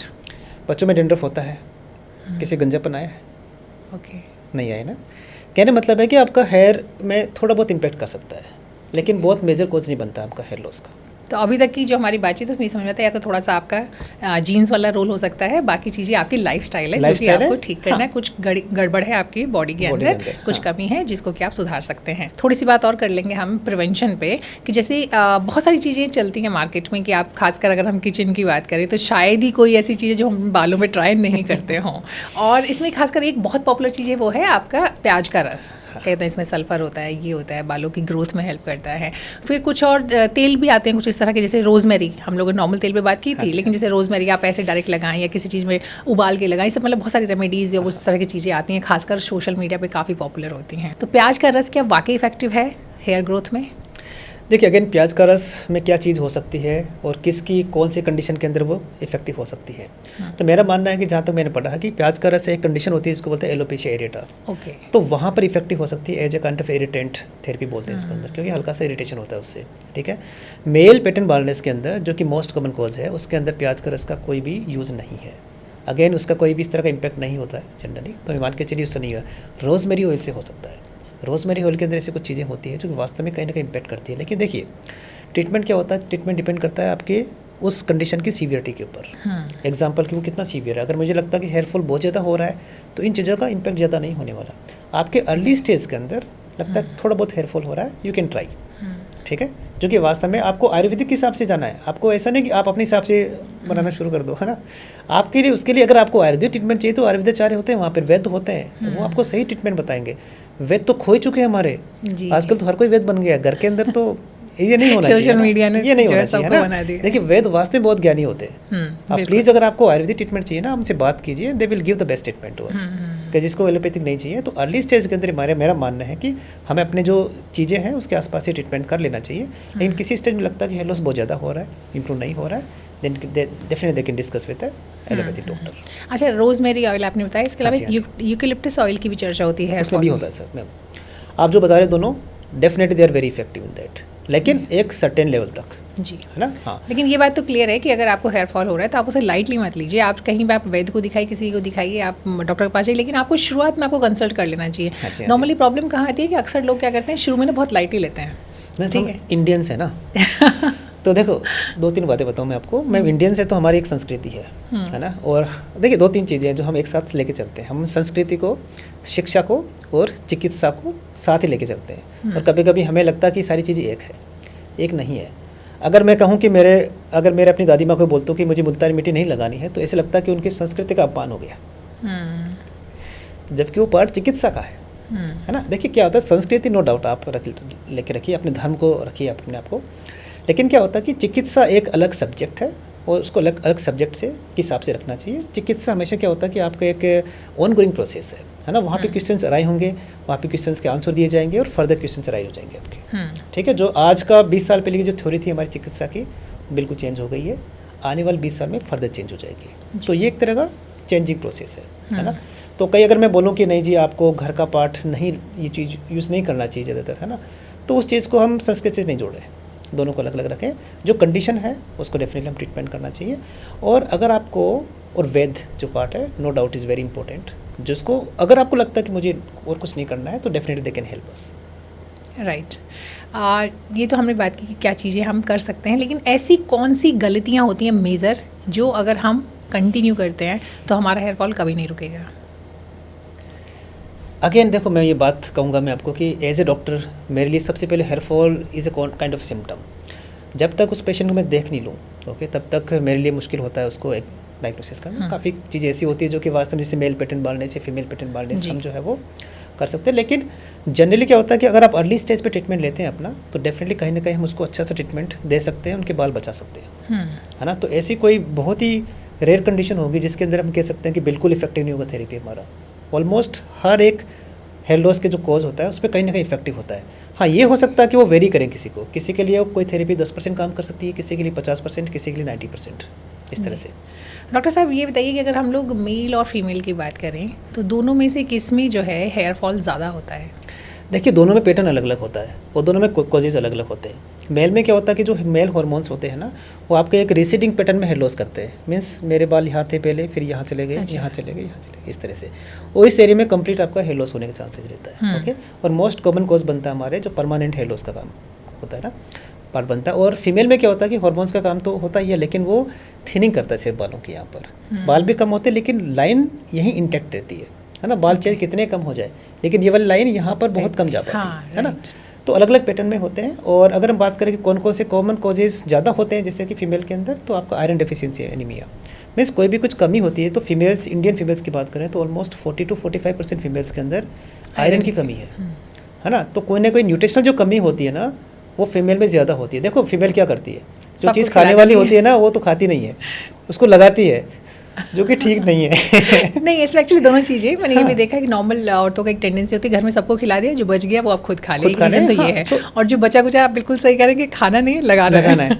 ठीक है, तो अगर हम खाने पे ज़्यादा फोकस करेंगे, हमें डाइट अच्छी होगी, तो हमारे हेयर लॉस क्यों होगा फिर? अच्छा, प्रेगनेंसी का भी कोई कनेक्शन है इसके साथ? क्योंकि अक्सर देखा है कि प्रेगनेंसी में नहीं, डिलीवरी के बाद आपका हेयर फॉल स्टार्ट होता है। हाँ जी। तो अगर हम पुरानी कहावत के हिसाब से जाएं तो वहाँ दादी माँ इस तरह से कहती थी कि अरे बच्चा जब बोलना शुरू करता है तो बाल झड़ेगा ही झड़ेगा। बट मुझे लगता है कि इसके पीछे रीज़न ये है कि जैसे ग्रेजुअली आप जब प्रेगनेंसी के दौरान ना बहुत सारी अच्छी न्यूट्रिएंट्स, हेल्दी डाइट लेते हैं, फिर बच्चा आपका फीडिंग स्टार्ट करता है, उससे बढ़ता है, तो कहीं ना कहीं वो सब चीज़ें साइड लाइन हो जाती हैं। मे बी कुछ हार्मोनल चेंजेस भी हों, वो आप बेटर बता सकते हैं। तो क्या वजह है कि जो प्रेगनेंसी के बाद फिर से हेयर फॉल हो जाता है? देखिए, बॉडी बहुत अच्छा मैनेजर होता है, बहुत अच्छा, ओके। और जब उसको लगता है कि बेबी पल रहा है अंदर, तो सारा ध्यान वहाँ पे होता है उसका, है ना। बाल उसके लिए बहुत ही सेकेंडरी चीज़ होती है, means not kind of essential, इस काइंड ऑफ असेसरी चीज़ होती है। एसेंशियल उसके लिए, बॉडी के लिए वो बेबी होता है ना। तो जब कभी भी कोई इलनेस होती है बॉडी के अंदर, तो ध्यान पूरा उसका उधर चला जाता है और बालों पे की जो ग्रोथ है उसको हम थोड़ा कह सकते हैं कम हो सकता है उस पर। और आपकी जो फॉलिंग स्टेज वाली जो आपकी ग्रोइंग स्टेज थी ना, वो थोड़ी छोटी हो जाती है उसके अंदर। अच्छा, इस कंडीशन को बोलते हैं हम टीलोजन इफ्लूवियम। अच्छा, ऐसा है। मुझे तो आमतौर पर ऐसा लगा कि उस टाइम बाल अच्छे हो जाते हैं क्योंकि डाइट अच्छी होती है, यूजुअली लोग खाना ज़्यादा अच्छे से खा डाइट बेबी के लिए है, अच्छा, बालों के लिए कम है, ठीक है, होती है बालों के लिए, लेकिन मान के चलिए कि वो हेयर फॉल है ज़्यादा होने का चांसेस रहता है क्योंकि उसने ग्रोथ फेज को थोड़ा छोटा कर दिया है ना। तो होता क्या, जैसे एग्जांपल कि आप डिलीवरी जस्ट बाद में आपका हेयर फॉल होता है नेक्स्ट 2 to 3 months 4 months के लिए, और सारे बाल ऑलमोस्ट वापस आ जाते हैं। तो इसके लिए जनरली आपको ज़्यादा मेडिसिन लेने की जरूरत नहीं होती है क्योंकि उन्होंने सिर्फ एक टेम्प्रेरी हेयर लॉस किया है। देखो, हेयर लॉस भी 2 तरह का होता है, एक होता है टेम्प्रेरी, एक है परमानेंट। तो जितने भी इलनेस की वजह से आपका हेयर लॉस होता है या फिर प्रेगनेंसी होता है या स्ट्रेस इंड्यूस हेयर लॉस होता है, ये सारा टेम्प्रेरी है। न्यूट्रिशनल हेयर लॉस भी आपका टेम्प्रेरी होता है। ओके, मतलब आप अच्छा खाएंगे तो वापस बाल आपके अच्छे आ जाएंगे। परमानेंट कैसे होता है? परमानेंट जैसे मेल पैटर्न बाल्डनेस, वो परमानेंट हेयर लॉस होता है। कुछ ऐसी मेडिकल कंडीशंस होती है जिसमें परमानेंट हो जाता है, जैसे LPP, बालों की कुछ प्रॉब्लम्स होती है। देखिए मैम, यहाँ बड़ा प्रॉब्लम होता है कि बालों में ऐसे कुछ बीमारी लग जाती है और उसको हम लेके बैठे रहते हैं और प्याज का रस लगाते रहते हैं और बालों की बीमारी बढ़ती जाती है। एक स्टेज जहाँ लगता है काफ़ी मैं 50% गंजा हो गया हूँ, उसके बाद हमारे पास में आते हैं तो अब उसका कोई ट्रीटमेंट नहीं है। मीन्स जो बाल चले गए हैं उनको तो वापस ला नहीं पाएंगे। तो जो थेरेपीज मेडिसिन वगैरह होती है वो एग्जिस्टिंग हेयर को बचाने के लिए होती है ना। तो टेम्परेरी हेयर लॉस होता है इनकी वजह से, जो हम बता रहे हैं ना।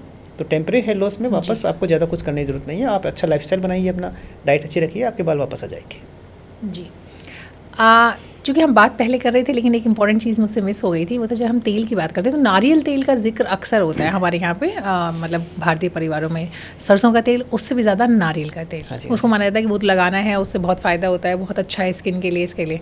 तो अब ये बताइए कि वाकई जैसे 2 तेल तो आपने बताए, रोज़मेरी बताया आपने और पेपरमिंट वाला आपने बताया, प्रॉब्लम पेपरमिंट नहीं आपने बताया था यूकेलिप्टस, राइट। तो इसके अलावा क्या नारियल तेल का भी कोई रोल है? तो मैं सोच रहा था कि नारियल तेल का ये रोल कहाँ से आया, एग्जाम्पल, ठीक है। तो मैं साउथ में जाता हूँ, तो साउथ में काफ़ी नारियल होते हैं, उनके बड़े बाल बड़े अच्छे वाले होते हैं, है ना। अच्छा रिलेट हो गया ना इसका। लेकिन इसीलिए रिलेट करते हैं। लेकिन एक्चुअली क्या होता है कि उनकी जीन्स बड़ी अच्छी है, ओके, साउथ इंडियंस की। उनके बाल बड़े मोटे होते हैं, थिक होते हैं। देखिए हमारे भी यहाँ काफ़ी बाल घुंघराले होते हैं, तो आप ये कह सकते हैं कि उन लोगों के बाल ज़्यादा मोटे होते हैं, है ना। तो इसको एकदम से 100% रिलेट करना ठीक नहीं है। अब बात करते हैं नारियल की। देखिए नारियल में क्या होता है, एक प्रॉपर्टी होती है, उसको बोलते हैं एंटी इन्फ्लामेटरी प्रॉपर्टी। और हमारा जो मेल पैटर्न बालनेस होता है ना, उसमें हल्का सा इन्फ्लामेशन होता है। ओके, अब देखो इसका जो पार्ट है ना रोल, वो 0.01% ही है, ट्राई टू अंडरस्टैंड इट। हाँ, तो हम इसको ये कह सकते हैं कि ये लाभदायक होता है, ये फ़ायदेमंद होता है, ये लेकिन इलाज नहीं है, अच्छा हो सकता है, लेकिन ये इलाज नहीं मैडम। तो लगाया जा सकता है, जिसको पसंद है, हम मना नहीं करते कि आपको नहीं लगाना चाहिए, लेकिन क्या वो आपके बाल वापस लेके आ जाएगा? आई थिंक उसका आंसर नहीं रहेगा। सरसों का तेल भी इफेक्टिव है? आई थिंक उतना नहीं होता है। सरसों तेल के अंदर जो आपका फैटी एसिड्स होते हैं वो बहुत बड़े लंबे होते हैं, मोटे होते हैं, उनका पेनिट्रेशन बहुत कम होता है, ठीक है। तो ये कह सकते हैं कि नारियल का तेल ज़्यादा लाभदायक हो सकता है बजाय कि सरसों के तेल के। चलिए, जो कि बात हम लोग कर रहे थे होम रेमेडीज़ की, तो होम रेमेडीज़ में कोई तो ऐसी होम रेमेडी होगी जो हमारे बालों के लिए इफेक्टिव है। जैसे आपने बताया कि रोज़मेरी ऑयल, यूकेलिप्टस हो गया, ओके, कुछ सर्टेन कंडीशंस के अंदर आपका जो प्याज का रस हो गया, है ना।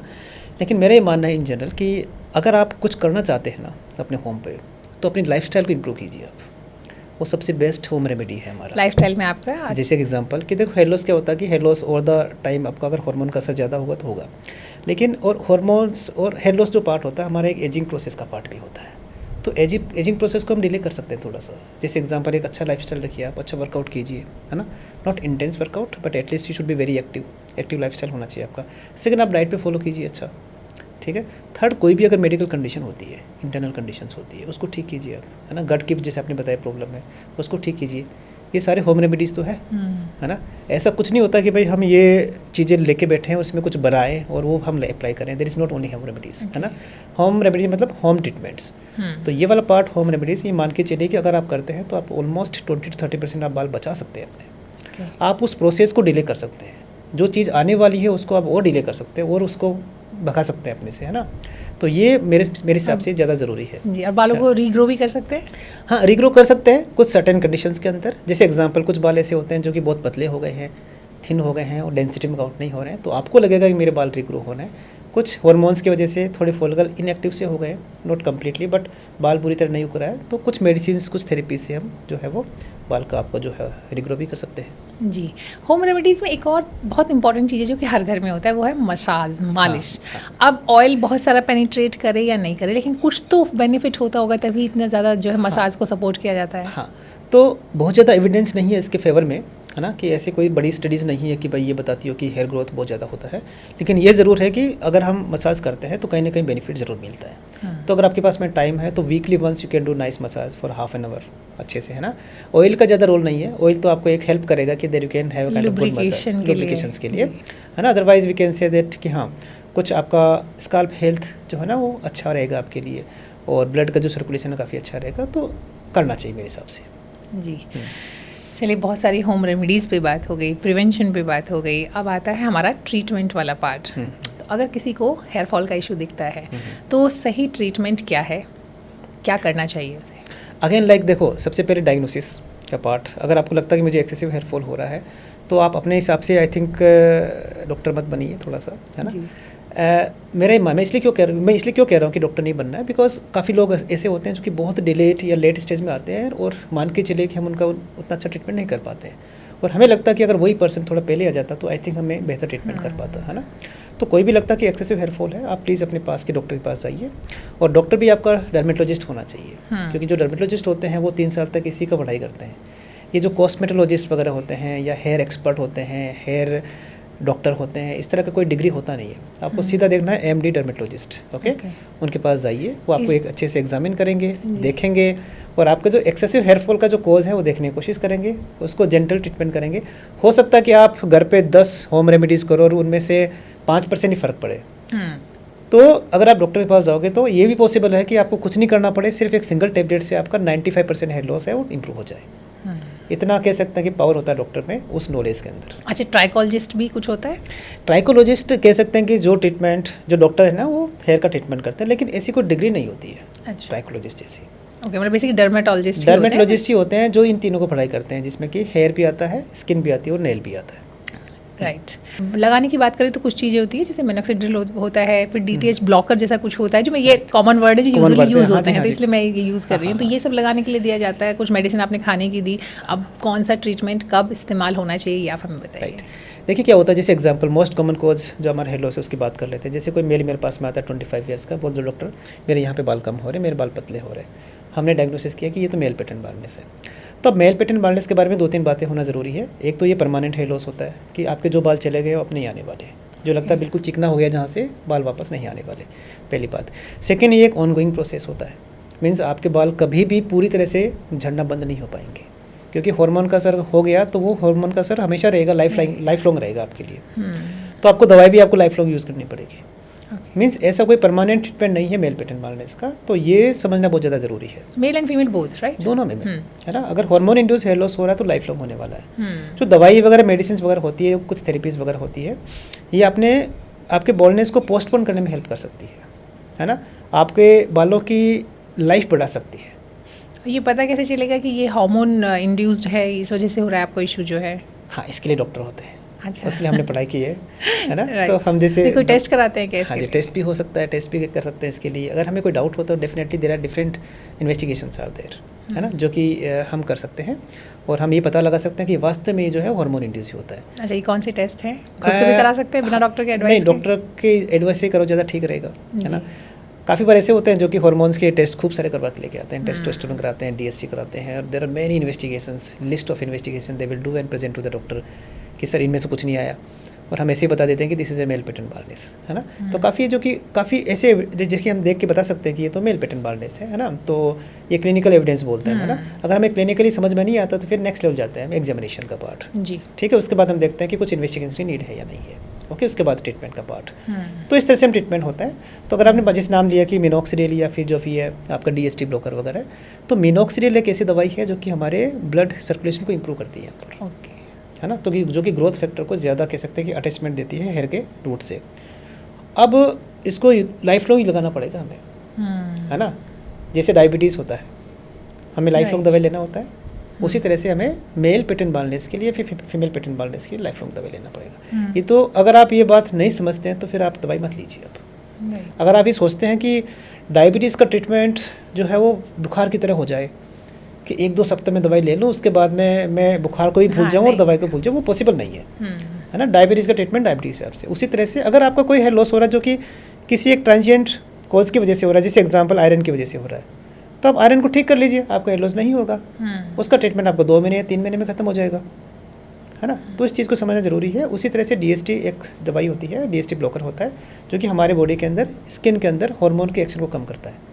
हार्मोन इंड्यूस हेयर लॉस होता है तो एक कह सकते हैं कि एक बैलेंसली हम अपने हार्मोन को असर को कम करते हैं ताकि बालों पे नेगेटिव इम्पैक्ट नहीं हो और बाल अपना प्रॉपर्ली ग्रो कर पाए। अच्छा, इसमें से अगर रिप्रोडक्टिव एज में हैं तो तब इनमें से कौन सी चीज़ इस्तेमाल नहीं करनी? तो आजकल तो लोग ऐसे भी लगा लेते हैं ना। DST ब्लॉकर्स जनरली क्या होता है कि ओरल मेडिकेशन वगैरह नहीं देते हैं, जो कि बेबी प्लान करते हैं या फिर जो शादी वादी जिनका हुआ है तो उनको DST ब्लॉकर नहीं देते हैं। अच्छा, जैसे हम लोग ट्रीटमेंट की बात करते हैं तो फिर अगर हम लोग इसमें बात करते हैं, बोटॉक्स की बात आजकल होती है या फिर GFC की बात होती है, तो कौन सी चीज़ें हैं? PRP अगेन बहुत टाइम से चलता था, उसमें कुछ चीज़ें डेवलपमेंट होते रहते हैं लगातार। तो आपके हिसाब से इसमें कौन सी चीज़ कब इस्तेमाल की जानी चाहिए और कितनी इफेक्टिव है? देखिए, mail pattern baldness and female pattern baldness दोनों का ही बहुत अच्छा ट्रीटमेंट नहीं है, ओके। और ये समझना बहुत ज़्यादा ज़रूरी है। मीन्स अगर मैं कहूँ कि एक कोई सिंगल टेबलेट या एक कोई सिंगल सॉल्यूशन जो हमारे ग्रोथ को बढ़ा सकता है, आई थिंक नहीं। तो क्या होता है, हमें कुछ कंबाइंड ट्रीटमेंट देना होता है, ओके, जिसमें से कुछ फर्स्ट लाइन थेरेपीज़ होती हैं, कुछ सेकंड लाइन थेरेपीज़ होती है। ये जितने भी आपके थेरेपीज़ वगैरह आते हैं, सारे सेकंड लाइन थेरेपीज़ में आते हैं। तो जैसे एग्जांपल की फर्स्ट लाइन को हम सेकंड लाइन के साथ कनेक्ट कर सकते हैं, दोनों को मिक्स कर सकते हैं, है ना, या दोनों को कंबाइंडली ट्रीटमेंट कर सकते हैं। तो एक दवाई का अपना एक अलग रोल होता है जो कहीं ना कहीं कनेक्ट कर रहा है। उसी तरह जैसे पीआरपी थेरेपी आपने बताया, तो पीआरपी थेरेपी में कुछ ग्रोथ फैक्टर होते हैं जो हमारी बॉडी में ही होते हैं। इसमें क्या करते हैं कि हम थोड़ा ब्लड निकाल लेते हैं, ब्लड निकाल के प्लेटलेट्स को सेपरेट करके, जिसमें कि ग्रोथ फैक्टर होते हैं, सीधे ही बालों की रूट्स में डाल दिया आपने, ठीक है। तो ग्रोथ फैक्टर ग्रोथ को इंड्यूस करने में हेल्प करते हैं हमारे। उसी तरह जीएफसी होती है जो थोड़ा रिफाइंड प्रोसेस होता है, जैसे पीआरपी होती है उस तरह से, है ना। तो ये सारी चीज़ें कहीं ना कहीं एक्स्ट्रा हेल्प करते हैं। तो अगर मेरे पास कोई बेस्ट चीज़ नहीं है तो मैं कोशिश करूँगा कि थोड़ा चीज़ यहाँ से बेनिफिट ले पाऊँ, थोड़ा इससे मैं बेनिफिट ले पाऊँ। तो इस तरह से हम एक बेस्ट या पॉसिबल रिजल्ट देने की कोशिश करते हैं उसको। पीआरपी और जीएफसी में से किसको बेटर मानेंगे? आई थिंक जीएफसी थोड़ा ज़्यादा बेटर है अभी तक की जहाँ तक स्टडी है। लेकिन पीआरपी का ये बात है कि पीआरपी काफ़ी सालों से चल रहा है, तो इसके पीछे रिसर्च काफ़ी ज़्यादा है, अच्छा एविडेंस है, और तो कह सकते हैं कि इज़ क्वाइट गुड, है ना। बट जीएफसी है कि अगर हम देखें थ्योरेटिकली प्रैक्टिकल देखें तो ज़्यादा ठीक माना जाता है। नॉर्मली कितना पीआरपी का सेशन कराना होता है और फॉलोअप का क्या सिनेरियो रहता है? उसमें क्या होता है कि 1 इन अ मंथ हम थेरेपी प्लान कर सकते हैं, और रफली 6 मंथ्स के बाद एक बार फिर से रिवाइज किया जा सकता है कि 6 थेरेपी आपने ले लिया, उसके बाद हम देखते हैं कि क्या हमने गेन किया, फिर हम पीआरपी कुछ कम करने की कोशिश करते हैं या फिर माइनस करने की कोशिश करते हैं, और देखते हैं कि थेरेपीज मेडिसिन वगैरह से हम कितना जो है मैनेज कर पाते हैं। जी हाँ, उधर डिपेंड ऑन द कंडीशंस, है ना, वो अलग अलग पर्सन के हिसाब से अलग अलग हो सकता है। जी, तो चलिए अब आ जाते हैं एक और ट्रीटमेंट की तरफ जो कि बहुत इंपॉर्टेंट है और आप एक्सपर्ट हैं उसके में, हेयर ट्रांसप्लांट। तो कहते हैं ना कि जब कुछ नहीं होता तो फिर अब लास्ट रिजॉर्ट आपके पास हेयर ट्रांसप्लांट बचता है। तो यहाँ पहला सवाल तो मेरा ये है कि क्या मेल और फीमेल दोनों में हेयर ट्रांसप्लांट इक्वली गुड है? अभी इक्वली तो नहीं हो रहा, ये मैं कह सकता हूँ कि हेयर ट्रांसप्लांट मेल में ज़्यादा होता है क्योंकि इनको नीड ज़्यादा होती है। ये मान के चलिए किसी यहाँ से लेके यहाँ तक गंजापन हो गया तो ऑब्वियसली उसका कंसर्न ज़्यादा हो गया, बड़ा कंसर्न हो गया उसका। फीमेल में क्या होता है, जैसे एग्जांपल की उनके बाल यहीं रहते हैं, हेयर लाइन डिसीड नहीं करती है, लेकिन इस एरिया पे जो है वो हेलो ज़्यादा होता है। तो कहने मतलब जब पैटर्न ही अलग अलग हो गया तो मेल में ज़्यादा कंसर्न बनी जाता है, ठीक है। तो इन मेरी प्रैक्टिस में ये कह सकता हूँ कि 90-95% जो पार्ट है वो मेल पैटर्न हेलोस है, और वो हेयर ट्रांसप्लांट प्लान करते हैं। ओनली जब 5-10% फीमेल्स हेयर ट्रांसप्लांट कराती है। जी, तो अगर ट्रांसप्लांट कराना है तो सबसे पहले, चूंकि पीछे कुछ इस तरह की खबरें भी आई थी, हमने कानपुर का केस देखा, बिहार में कुछ केस देखा जहाँ पे की नहीं, तो उसके बाद से लोग और डर गए हैं कि हेयर ट्रांसप्लांट कराए तो डेथ हो गई पेशेंट की। तो ऐसे में हेयर ट्रांसप्लांट कराने अगर कोई जाता है तो उसको किन चीज़ों का ध्यान रखना चाहिए? कैसे एक अच्छा क्लिनिक जो है वो कैसे सर्च करे? डॉक्टर की कौन सी डिग्री होनी चाहिए, या डॉक्टर के बारे में कैसे रिसर्च करना चाहिए ताकि पता चले कि आप एक सही जगह पर जा रहे हैं? बिल्कुल, देखिए कानपुर वाला जो इंसिडेंट था बहुत ही कह सकते हैं कि पेनफुल था फॉर एवरीवन, है ना, स्पेशली जो डर्मेटोलॉजिस्ट वगैरह होते हैं और किसी भी डॉक्टर, किसी भी मेडिकल जो फ्रेटर्निटी के लिए और सोसाइटी के लिए भी मैं कह सकता हूँ। तो सबसे पहले हमें ये देखना ज़रूरी होता है कि ये कैसे डिसाइड करें कि हेयर ट्रांसप्लांट की नीड है। क्या आप करोगे डिसाइड या कोई डॉक्टर करेगा? हाँ, I think doctor can better decide that. तो सबसे पहले हमें ये देखना ज़रूरी होता है कि वास्तव में hair transplant is kind of last treatment option for the hair loss, है ना। और उससे पहले सारे जतन करने पड़ते हैं कि हमें बाल जितने अच्छे से बचा पाए उतना ज़रूरी है हमारे लिए, है ना। तो आपको कभी भी ये क्वेश्चन लेके नहीं जाना है कि डॉक्टर मुझे हेयर ट्रांसप्लांट कराना है। देखो कुछ कंडीशंस में पता होता है कि यार मेरे यहाँ के बिल्कुल बाल चले गए, तो मुझे पता है कि डॉक्टर 99% चांसेस है कि हेयर ट्रांसप्लांट बताएगा। लेकिन काफ़ी बार ऐसे होते हैं, यंग लोग आते हैं 20-22 पे कि डॉक्टर मुझे तो हेयर ट्रांसप्लांट करवाना है। नहीं, तो आप डॉक्टर के पास जाइए, और डॉक्टर कौन सा होना चाहिए, डॉक्टर कौन सा होना चाहिए, वो स्किन स्पेशलिस्ट होना चाहिए, हेयर के एक्सपर्ट होना चाहिए। अगर आपको लगता है कहीं पर हेयर ट्रांसप्लांट एक्सपर्ट है या हेयर ट्राइकोलॉजिस्ट वगैरह है तो डेफिनेटली डिग्री ज़रूर देख लीजिए उनकी, है ना। तो आजकल काफ़ी ऐसे हैं जो कॉस्मेटोलॉजिस्ट वगैरह हैं, तो उनके पास कभी भी मत जाइए इस तरह से, ओके, बिकॉज आपकी हेल्थ का सवाल है, ओके। तो हमेशा डॉक्टर जो डर्मेटोलॉजिस्ट है उनके पास में जाइए, और वो डॉक्टर आपको बताएंगे कि वास्तव में आपके लिए हेयर ट्रांसप्लांट नीड है या नहीं है, या फिर हेयर ट्रीटमेंट्स की पॉसिबिलिटी है। काफ़ी बार मेरे पास पेशेंट आते हैं जिनका आते तो हेयर ट्रांसप्लांट के लिए हैं, और मैंने बोला कि आपको हेयर ट्रांसप्लांट नीड नहीं है, और उनका वैसे ही इंप्रूवमेंट हो जाता है, और दे फील गुड कि डॉक्टर आपने हेयर ट्रांसप्लांट आई थिंक बचा लिया। मैंने और कहीं गया था तो मुझे लगता है कि उन्होंने हेयर ट्रांसप्लांट बताया था, जबकि वो उतने अच्छे डॉक्टर नहीं थे, मैंने बताया बाद में, वो he was not a skin specialist, है ना, काइंड ऑफ। तो पहली बात है कि डॉक्टर आपका अच्छा होना चाहिए। सेकेंड है कि आपका फिर हेल्थ अच्छा होना चाहिए, like should be fit for the surgery, okay. अगर हम बात करें कि असेसमेंट की बात करें एज ए डॉक्टर, तो ये मान के चलेगी अगर आपका हेयर लॉस 50% या मोर देन 50% हो गया है, तो वहाँ पे जो एग्जिस्टिंग हेयर वगैरह होते हैं ना, वो हमारे स्काल्प को बचा नहीं पाते हैं, मतलब विजिबल होता है कहीं ना कहीं स्काल्प आपका, है ना। तो फिर वहाँ पे हेयर ट्रांसप्लांट की हो सकता है नीड हो, बट उससे पहले ये भी ज़रूरी है कि हमारे एग्जिस्टिंग हेयर स्टेबल होना ज़रूरी है।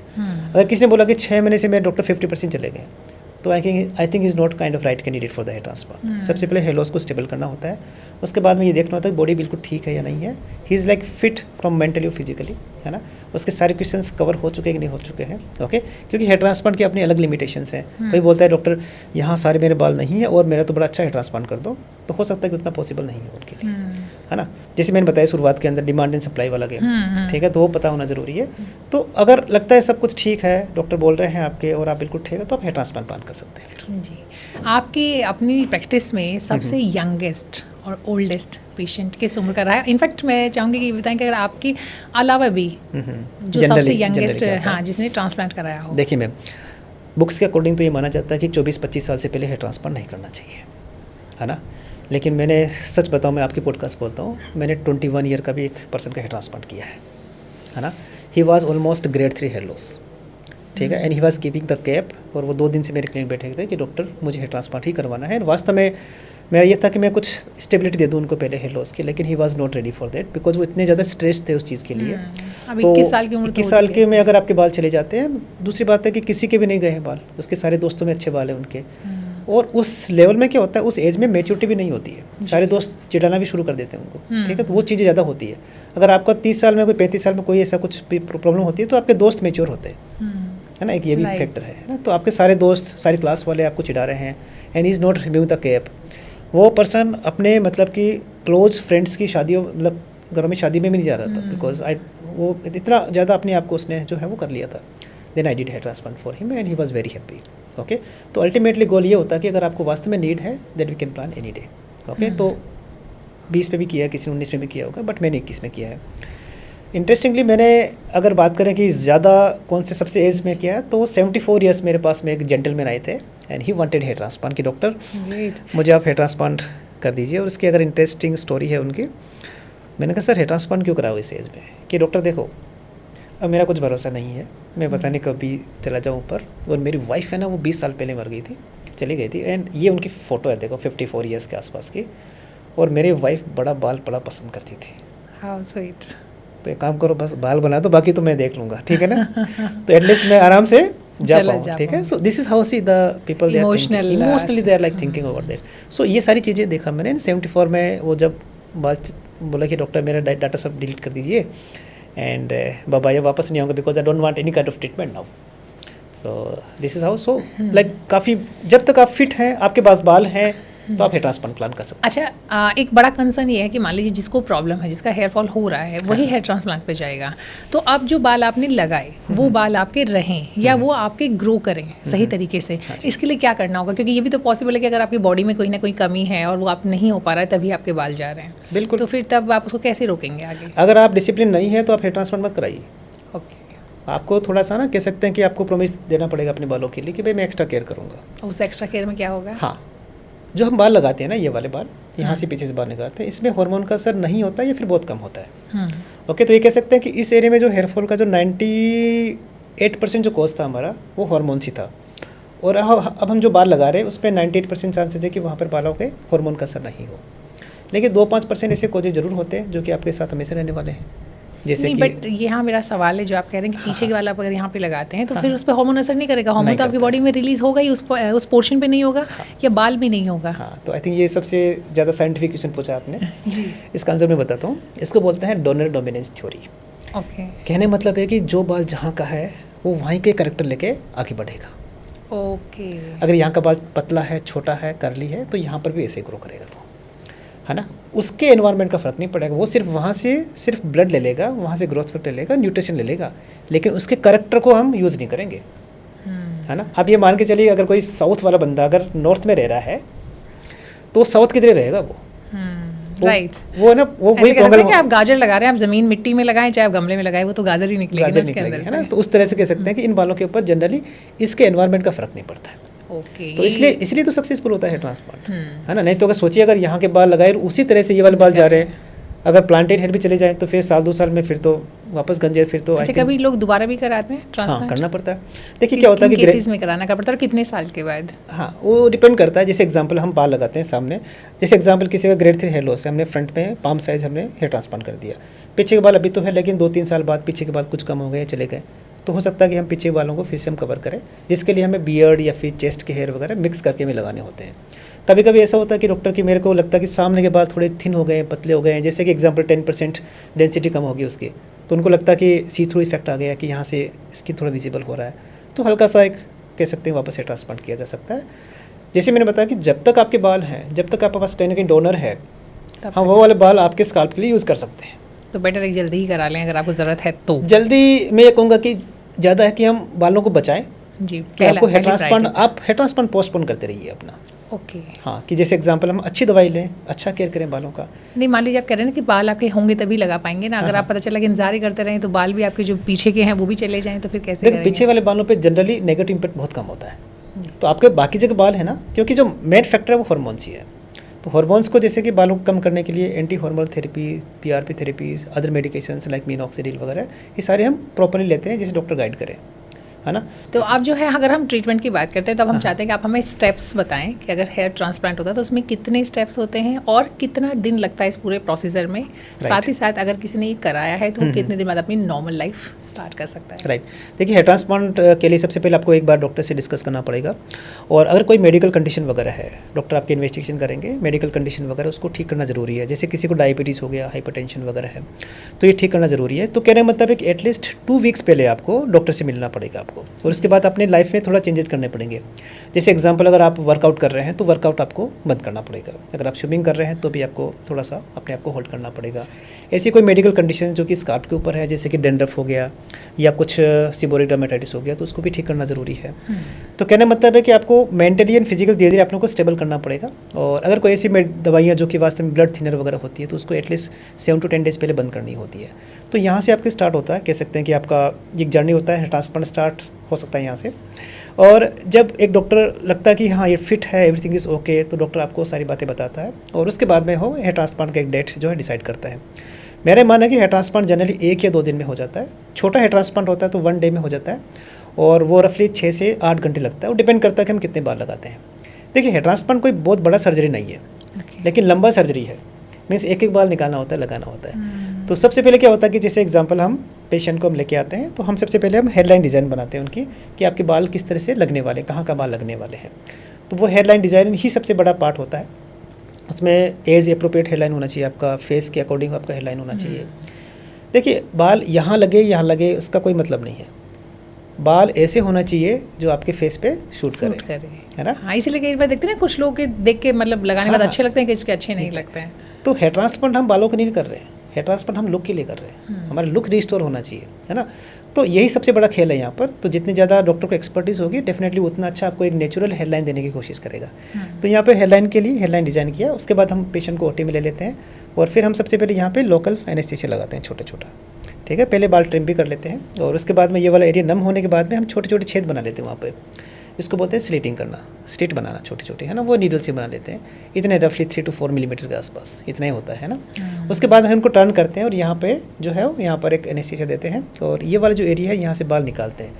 और उसके लिए एक छोटा सा पंच होता है, उसके माइक्रो पंच बोलते हैं। उस पंच से क्या होता है कि होल करके बालों को ड्रिल करके सेंटर बाल होता है उसको निकाल लेते हैं, निकाल के फिर लगा लेते हैं। निकालने के पार्ट को बोलते हैं हार्वेस्टिंग पार्ट बोलते हैं, तो लगाने वाले पार्ट को बोलते हैं इम्प्लांटेशन। तो इस तरह से काम चलता रहता है, मतलब 3 जो है वो स्टेप्स होते हैं, स्लिटिंग, हार्वेस्टिंग एंड इम्प्लांटेशन, और ये चलता रहता है, ठीक है। इसमें 3, 4, 5 जो है टीम होती है, depending on the need. Okay, 1 या 2 डॉक्टर इसमें इन्वॉल्वमेंट होते हैं, और अपने 6, 7 घंटे के अंदर इसको फिनिश कर देते हैं। अच्छा, एक सिटिंग में हो जाता है सारा कुछ? हाँ, अगर आपका बाल जैसे हेयर ट्रांसप्लांट बहुत बड़ा नहीं है तो फिर हम 1 दिन में करते हैं, नहीं तो फिर 2 दिन में करना होता है।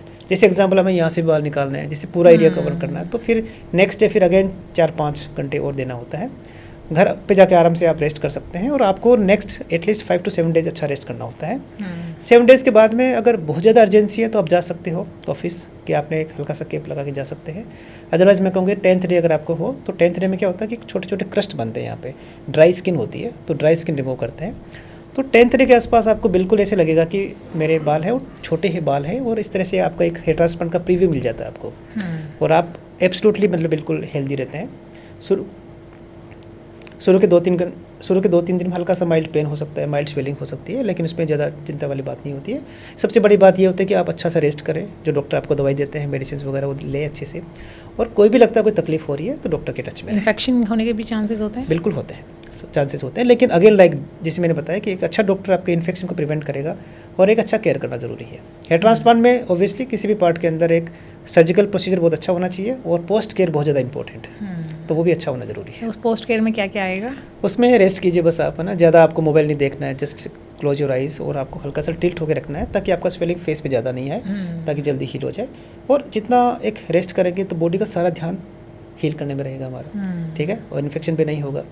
तो इस तरह से कह सकते हैं कि बस इतना ही करना हो, बाकी जो डॉक्टर मेडिसिन आपको दे। एंड अच्छा, ये कितना पेनफुल होता है सारा प्रोसीजर? ज़्यादा पेन नहीं होता है। पीआरपी बहुत ही टाइनी पिक्स हम यूज़ करते हैं जैसे ना, उसी तरह से यहाँ पर टाइनी पिक्स यूज़ करते हैं। कभी कभी हम इस एरिया पे जो है वो नमी क्रीम भी लगा देते हैं। हमारे पास एक इंस्ट्रूमेंट होता है, उसको बोलते हैं वाइब्रेटर, तो वाइब्रेशन भी करते हैं। तो बहुत ही मिनिमल होता है, मतलब 10 की अगर स्केल में माने तो 2-3 मैक्सिमम 4 के आसपास का स्केल रहता है पेन का। लेडीज़ में कितना सक्सेसफुल है हेयर ट्रांसप्लांट? क्योंकि कई लोग कहते हैं कि विमेन में ये बहुत ज़्यादा सक्सेसफुल नहीं है। हाँ, ये काफ़ी थ्योरी है। ये कह सकते हैं कि मेल में ज़्यादा कॉमन होता है, और मेल में क्या होता है कि जहाँ पर हमें बाल लगाना होता है वहाँ पे बिल्कुल नीट एंड क्लीन स्किन होती है, तो we have to give very good density, और एक अच्छी डेंसिटी के हिसाब से फिर आपका एक अच्छा रिजल्ट आता है। फीमेल में एक चैलेंज है, इंडियन फीमेल एक तो बाल को कटवाना पसंद नहीं करते हैं, ओके, तो जितने बाल शॉर्ट होते हैं हमारे लिए करना उतना ईजी होता है, ओके। और सेकंड होता है कि सब जगह से क्या होता है कि आपके बाल थिन होते हैं, जैसे कि इस एरिया में थिन होते हैं, तो थिन एरिया पे क्या होता है कि हम एक जो बाल ऑलरेडी है थिन, उसको बचाते हुए बीच में बाल डालना होता है उसमें, और आपका जो रिजल्ट है वो बाल पे जो आपका एक प्लांटेड हेयर है प्लस आपका एग्जिस्टिंग हेयर है, इन दोनों के मिक्स से आने वाला है। ओके। तो अगर आपका 50% 30% 40% आपके बाल ऑलरेडी थिन है तो कह सकते हैं कि वो ग्रेट रिजल्ट नहीं आ पाता है, अनटिल अदरवाइज आप हेयर ट्रांसप्लांट पूरे एरिया में अच्छे से करें, है ना। तो कह सकते हैं कि फीमेल हेयर ट्रांसप्लांट ज़्यादा आर्टिस्टिक है, थोड़ा सा कह सकते हैं चैलेंजिंग है, एक्सपर्ट डॉक्टर जो होते हैं वही करते हैं, और इन जनरल मेरा मानना है कि एक अच्छा हेयर ट्रांसप्लांट जो है वो फीमेल में भी हो सकता है। काफ़ी बार जो एक कंसर्न रहता है फीमेल में कि डॉक्टर मेरा हेयर यहाँ पर है, किसी को जैसे लगता है कि उनको फर ज़्यादा बड़ा होता है, तो यहाँ पे बाल लगाना बहुत ज़्यादा ईजी होता है हमारे लिए, क्योंकि उनका अच्छा लुक दे सकते हैं। तो आमतौर पे हेयर ट्रांसप्लांट की कितनी कॉस्ट पड़ती है? हाँ, देखिए आजकल हेयर ट्रांसप्लांट में कह सकते हैं कि जो डॉक्टर काफ़ी एक्सपर्ट है डॉक्टर, और काफ़ी नंबर ऑफ़ डॉक्टर भी काफ़ी हैं, और दूसरी बात है कि अवेयरनेस भी काफ़ी है, ठीक है। तो पहले बहुत कॉस्टली हुआ करता था एक ज़माने में कि आपको इंडिया में नहीं होता था हेयर ट्रांसप्लांट और लोग बाहर से करा के आते थे। देखिए हेयर ट्रांसप्लांट कॉस्ट 2-3 बातों पे डिपेंड करती है कि एक तो डॉक्टर की अपनी फ़ीस होती है, अपनी एक्सपर्टीज़ होती है, और ओवर द टाइम ये कह सकते हैं कि वो अपने हिसाब से चेंज कर सकते हैं।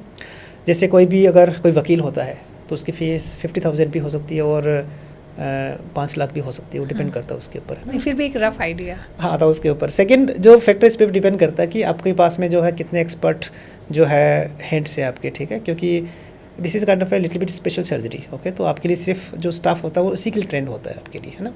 इंफ्रास्ट्रक्चर कितना होता है, ये सारी चीज़ें मिला के आपका एक कॉस्ट डिसाइड होता है। ये मैं कह सकता हूँ कि आपका हेयर ट्रांसप्लांट 50-60 हज़ार से स्टार्ट हो सकता है, एक छोटा hair transplant, that can go up to depend on the doctor, depend on the expertise, depend on the instruments and all, वो 2 लाख 3 लाख 4 लाख तक भी हो सकता है आपका। ओके। तो चलिए एक छोटा सा रैपिड फायर कर लेते हैं। हाँ जी। क्या गर्म पानी यूज़ करने से हेयर फॉल हो सकता है?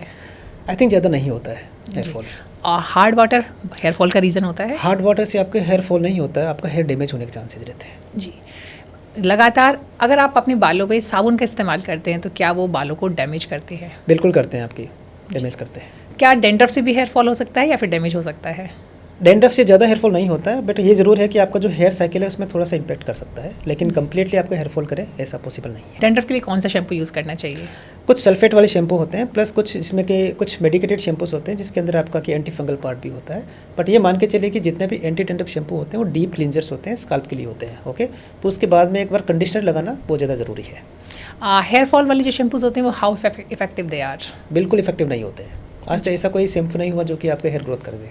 जी। बालों को रोज़ धोना चाहिए या फिर हफ्ते में 2 या 3 बार? वो डिपेंड करता है कि आपका स्काल्प किस तरह का है। शैम्पू हमारा स्काल्प के लिए होता है, बालों के लिए नहीं होता है। कंडीशनर बालों के लिए होता है। तो लगता है कि आपका स्किन ज़्यादा ऑयली है तो डेली यूज वॉश कर सकते हैं, अदरवाइज इन जनरल 80-90% केसेस के अंदर आपका मान के चलिए कि alternate days is sufficient. Conditioner लगाना ज़रूरी है? लगाना चाहिए जिनके बाल लंबे होते हैं। जी। कई लोग कहते हैं कि हेलमेट लगाने से हेयर फॉल होता है। नहीं होता है। जी। जिम जाने से हेयर फॉल होता है? आई थिंक नहीं होता है, ओके। बहुत ही इंटेंस अगर वर्कआउट करते हैं तो वहाँ पे कहीं ना कहीं हॉर्मोन्स का इम्पैक्ट हो सकता है, अदरवाइज जनरल जो हम एक जाते हैं, जैसे आप और मैं अगर जा रहे हैं कहीं पे जिम वगैरह इस तरह से, तो जनरली नहीं होता है। 1 या 2 घंटे तक अगर आप वर्कआउट करते हैं तो उससे जनरली हेयर फॉल पे ज़्यादा इम्पैक्ट नहीं होता है। कई लोग ये भी कहते हैं कि तकिया जो है वो आपका हेयर फॉल का कहीं ना कहीं रीज़न बन सकता है। Is it so? नहीं, कभी नहीं। क्या शहर बदलने से या पानी बदलने से हेयर फॉल हो सकता है? नहीं होता जनरली, लेकिन ये ज़रूर है कि अगर आप नए शहर में जाते हैं ना, तो सारी चीज़ें आपको चीज़ें स्ट्रेसफुल रहती है आपके लिए, है ना, तो एक स्ट्रेस इंड्यूस हेयर लॉस होने का चांसेस रहता है। शहर चेंज करने से नहीं होता कभी भी। पीसीओडी कितनी बड़ी वजह है हेयर फॉल की? आई थिंक काफ़ी बड़ी वजह है फीमेल्स के अंदर, क्योंकि वही हार्मोन्स का मोस्ट कॉमन, वही आपका हेयर लॉस का मोस्ट कॉमन कॉज बनता है, और उसकी वजह से हमारे हेयर थिन होते हैं। क्योंकि उसमें क्या होता है कि जो मेल हार्मोन्स होते हैं वो ज़्यादा बढ़ जाते हैं, और मेल हार्मोन ही होते हैं जो कि हमारे हेयर फॉल का मेन वजह होता है। कोई सप्लीमेंट भी है जिसे लेने से हेयर फॉल बढ़ जाता हो? ऐसे काफ़ी सप्लीमेंट्स हैं, जैसे मेडिसिन वगैरह होते हैं जिससे बढ़ जाता है। तो कोई भी अगर आप मेडिसिन ले रहे हैं, कोई सप्लीमेंट ले रहे हैं, तो ये मान के चलिए कि उसको कंट्रोल्ड वे में ही लेना चाहिए। जी।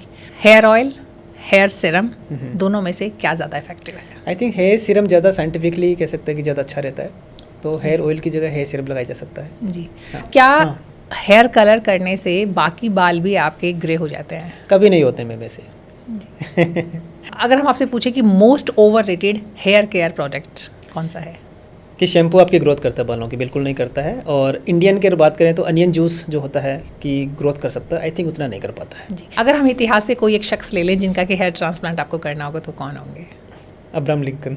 तो डॉक्टर साहब, ये तो आपने बहुत डिटेल में हमें जानकारी दी कि कैसे आप अपने बालों की केयर कर सकते हैं, बालों को झड़ने से बचा सकते हैं, और किसी वजह से अगर ऐसा है कि बाल आपके झड़ ही रहे हैं तो फिर आपका लाइन ऑफ ट्रीटमेंट क्या है, सही ट्रीटमेंट क्या है, वो क्या होना चाहिए। साथ साथ आपने ये भी बताया कि अगर आपको हेयर ट्रांसप्लांट कराना ही चाहिए तो आप कैसे पहचानें कि ये सही डॉक्टर है, ये सही क्लिनिक है, और उसके बाद आपको किन बातों का ध्यान रखना होगा ताकि आप एक हेल्दी हेयर पा सकें। जी, बहुत बहुत शुक्रिया। शुक्रिया मैम, थैंक यू।